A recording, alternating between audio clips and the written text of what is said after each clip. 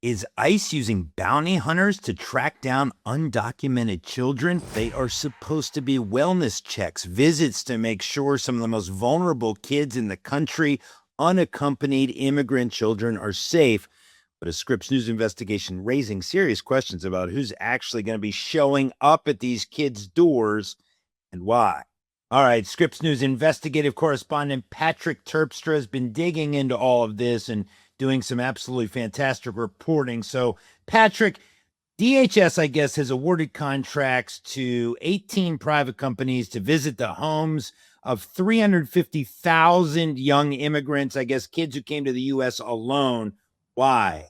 Well, this really was an unusual thing that we discovered. So the Department of Homeland Security is saying that these are safety verification checks, essentially wellness checks. Idea being that in recent years, there really was a flood of unaccompanied minors coming to the U.S. as immigrants. And that was a program they were allowed to do that. But the question has always been, were they all actually being cared for properly, going to school, that sort of thing? So DHS is saying that they need to verify that these kids are okay. I understand health and wellness checks, but your reporting shows that ICE has taken this over. Why?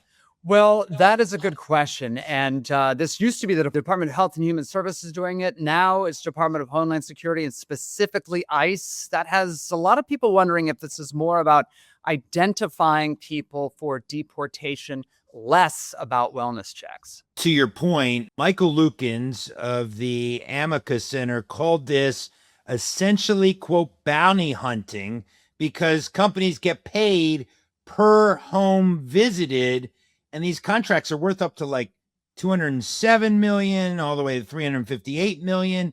My question is, does this pay per visit model create an incentive to prioritize volume over anything about safety and welfare of the kid? Absolutely. So not to totally bore people with government contracts, but there's some where you get the money up front and then you go do the work.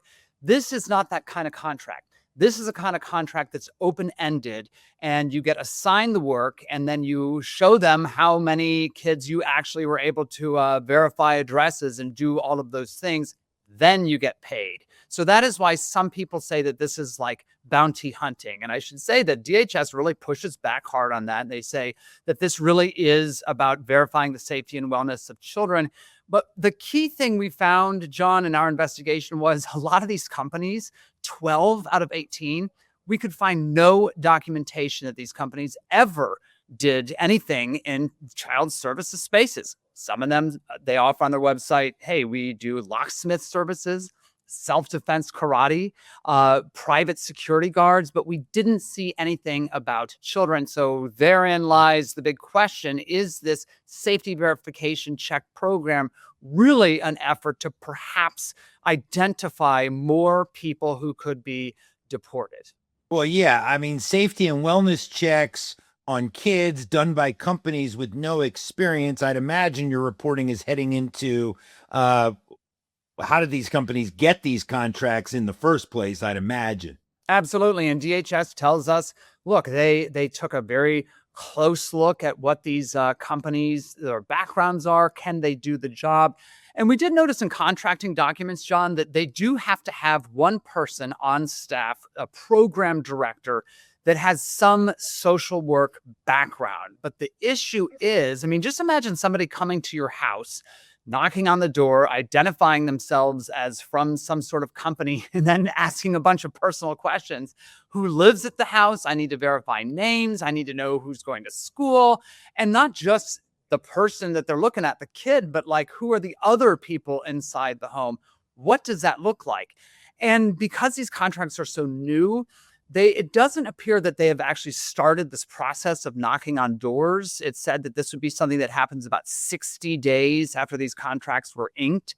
And those contracts are from June, the first part of June. So it really could be any day now that this happens. But we're talking again about home visits, companies going to the homes of hundreds of thousands of people. Yeah, this is some great reporting. And given the climate that we're in, and given what you alluded to, which is you go to a house looking for kids, there's going to be other people there, hopefully. Could these visits lead to collateral arrests of parents or sponsors living with these kids? I guess time will tell, right? Yeah, but I think it's a fair assumption that that's certainly possible. Keep in mind the Trump administration has always said that anyone that they identify who is in the country without authorization is fair game for ICE to arrest and perhaps detain and deport.